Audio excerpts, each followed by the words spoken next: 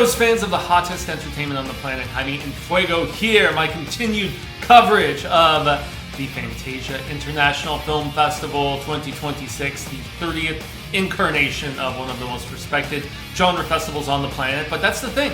You know, genre, typically when people hear that, they're just like, oh, it's something sci-fi, fantasy, horror. There's definitely all of that here, including, both the live action and animated variety. But the great thing about Fantasia is they will also have, very dark dramas that are very grounded. They will also have all kinds of interesting animation, They will also have things like, it's called Straf, okay, but for whatever reason they have decided in English to retitle it After School. And dude, if you go on IMDb or Letterboxd, there are so many goddamn films called After School. It took me a while to even scroll down and find this. I had to search Straf, which in Dutch basically translates from Dutch to English into a punishment or a penalty, or getting reprimanded, or in a much more dire sort of situation like a sentence, like if you have to go to prison or what have you.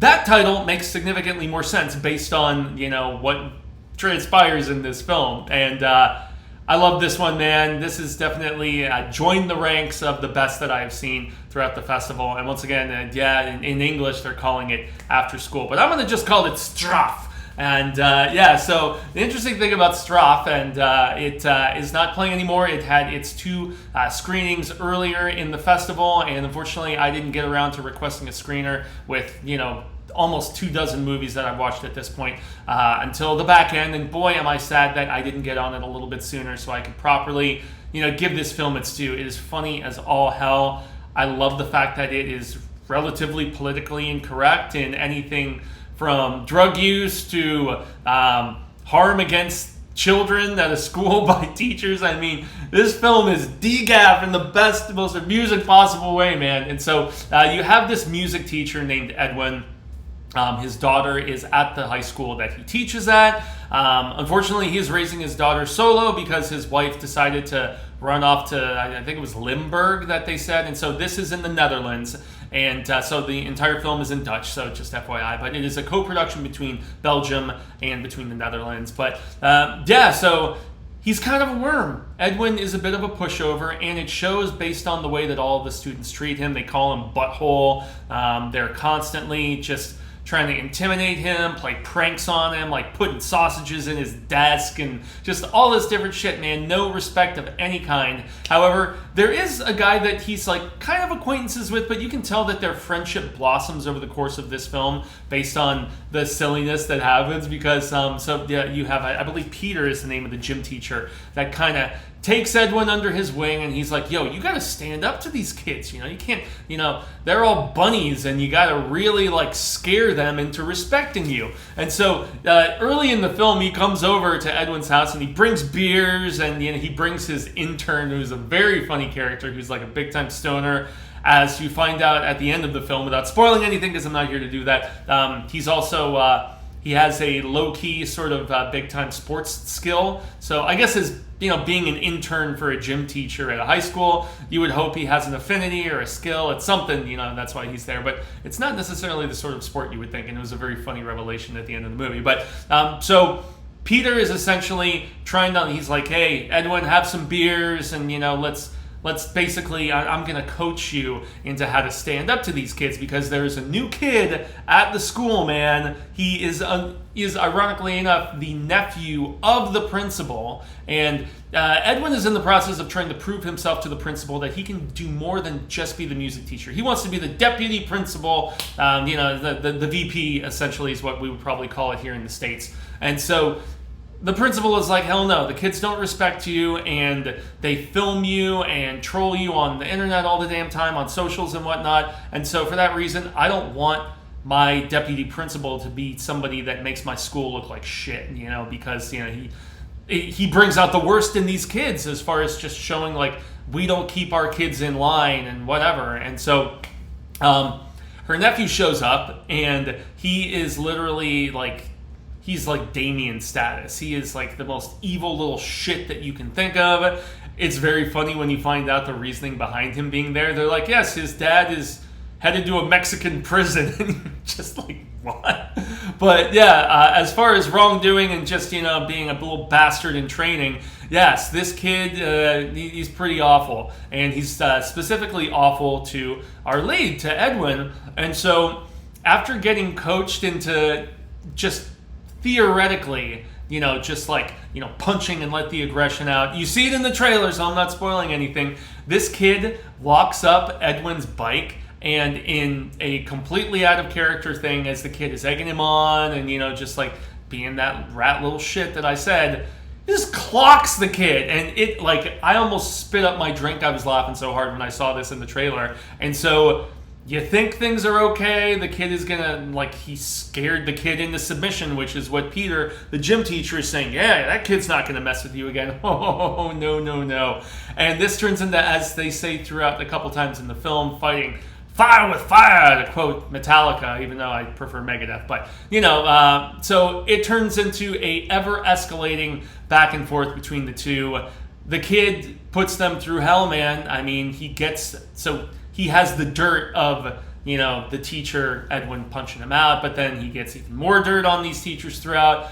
All I will say is things like Dick Olympics, for those who have seen the movie, or when there's a bunch of jokes that Edwin reads on the intercom to the student body that this said kid has written about him, and very self-deprecating, very raunchy. The movie is incredibly raunchy, and once again, I appreciate the hell out of the fact that it pulled no punches. It was very vulgar, very crass, and very R-rated with its drug use and with its humor and everything of that nature. It is just so amusing seeing these two factions, because it is really the nephew of the principal, and then he has a friend, and then it's against Peter and Edwin, the music and the gym teacher, and then the intern as well. So I don't know, man. This movie had just so many amusing moments and set pieces and whatnot, and just I love this sort of go for broke raunch comedy. It's great, and I mean, it's very politically incorrect, as I said, to have teachers and physical harm against students, but they very unabashedly just go for it. And there's a lot of very precarious positions and things that are done to I guess both sides throughout that are just whacktastic. There's a hilarious breaking and entering sequence that is just golden, especially with how it ties in with how the film ends, and that doesn't spoil anything, but it's very funny. So guys, this was a serious winner. Straf. Yeah, I don't even want to call it after school, because it just, like, I don't know. The translation, at least for me personally, does not fit. But yeah, this was a blast. I had so much fun with it, and it is definitely one. I believe it was the Canadian premiere. I'm just going to double check real quick. Yep, so this was the Canadian premiere. So presumably this has actually played at some festivals here in the States, but I am really hopeful that it gets some sort of VOD, limited theatrical, some sort of rollout so that other people have the chance to see it, because very similar to something that was also pretty politically incorrect, like Druk, which I think they translated to Another Round, film with Mads Mikkelsen, where it's like all the teachers and they're going to stay like permanently, like they're going to stay just drunk 24/7, or not completely drunk, but just like alcohol in their system for like, I want to say it was like a month or something was their experiment, and they were trying to see how they could function. And so it's that similar sort of political incorrectness, albeit with some different sort of, and that's a Danish movie if I remember correctly, and I'm sure the Dutch and the Danish would be, very pissed off if you were to get the two of them confused by some Yank here in the States. But yeah, guys, that is going to conclude my thoughts on After School, as they're calling it. I'm just going to keep calling it Straf. That's STRAF, 1F. That's how you'll find it. If you search that on Letterboxd, that's where you can actually get the proper information about this movie. So I extend a grande gracias.